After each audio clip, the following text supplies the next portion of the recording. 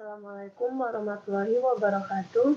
My name is Titania Hasya Hermawan with student ID 210705098 from Class B, University of Sumatera Utara.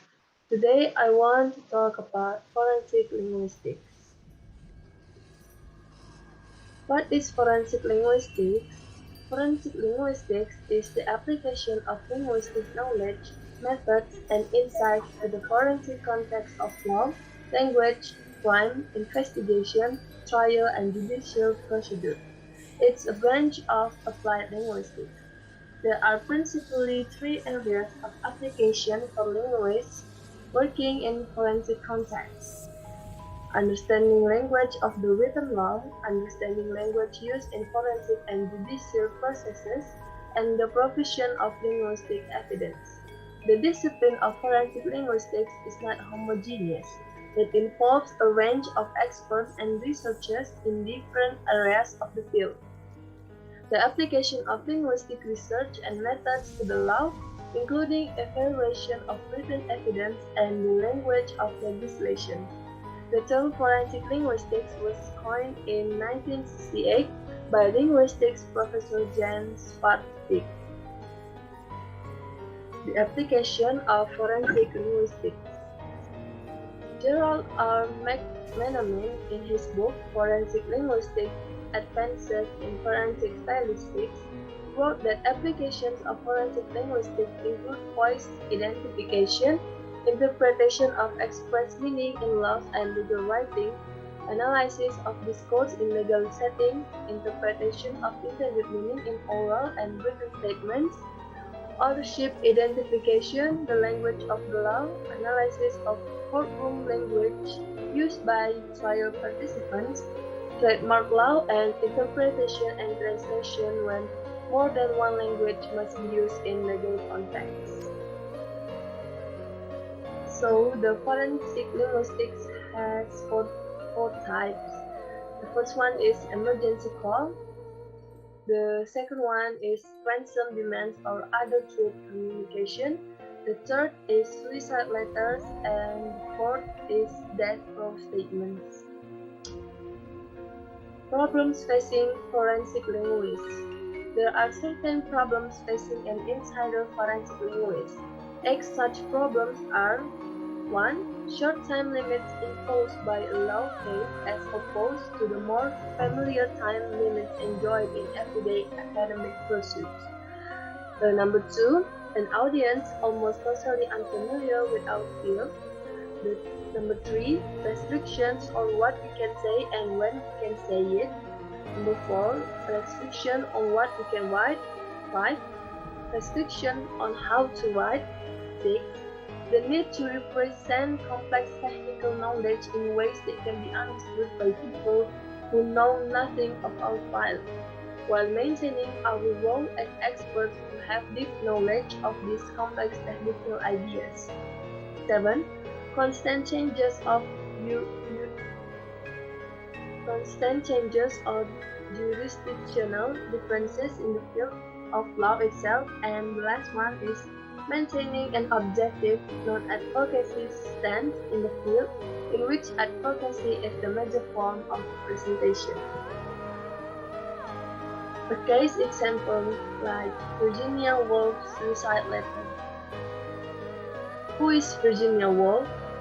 Adeline Virginia Woolf was an English writer whose novels, through their non-linear approaches to narrative, exerted a major influence on the genre and considered one of the most important modernist 20th century authors and a pioneer in the use of stream of consciousness as a narrative device. Troubled by mental illness throughout her life, Woolf was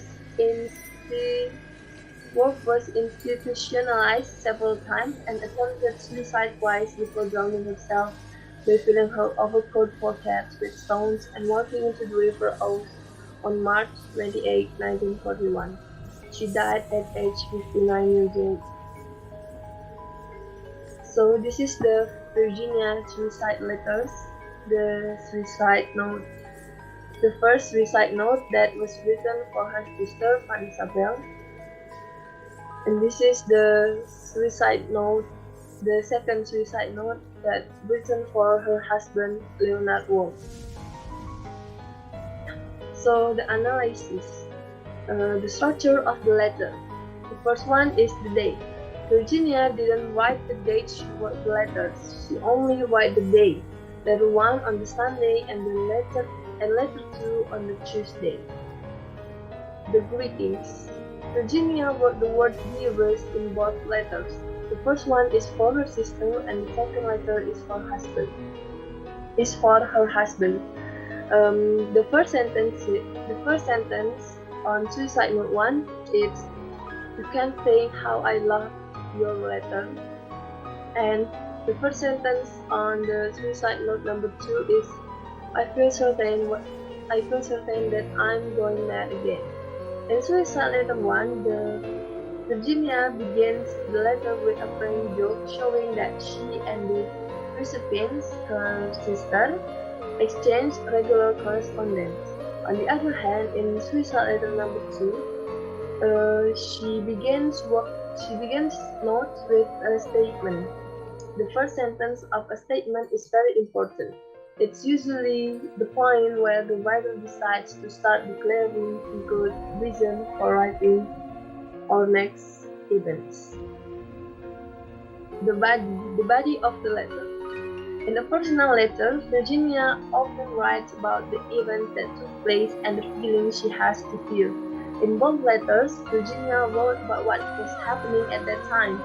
The writer seems aware that she was suffering from a mental illness, and it was not the first time she was in that state. Both notes also show that writer's hopeless state and depression, which was caused by worse mental condition. In suicide note 2, the writer shows guilt. She blamed herself and considered herself a burden, believing that her husband could work and live better without her. The sentence, "I can't fight any longer," shows her exhaustion and hopelessness. The strongest sentence is, "So I am doing what seems the best thing to do." She was clear that she had made the best decision to end her life. Number 5. Forensic Semantics Analysis. Based on the forensic semantics analysis, Virginia Woolf's suicidal act was caused by her depression, but it was not because of the onset of World War II and the effects of the deep like the local coroner suggested at that time. The result of this analysis supports the statement of other psychologists that her depression was caused by bipolar disorder, which was also accompanied by changes in her cognitive processes and abilities that made her unable to work, and thus leading on to her suicide.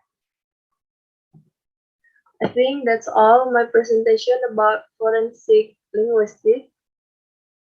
Thank you.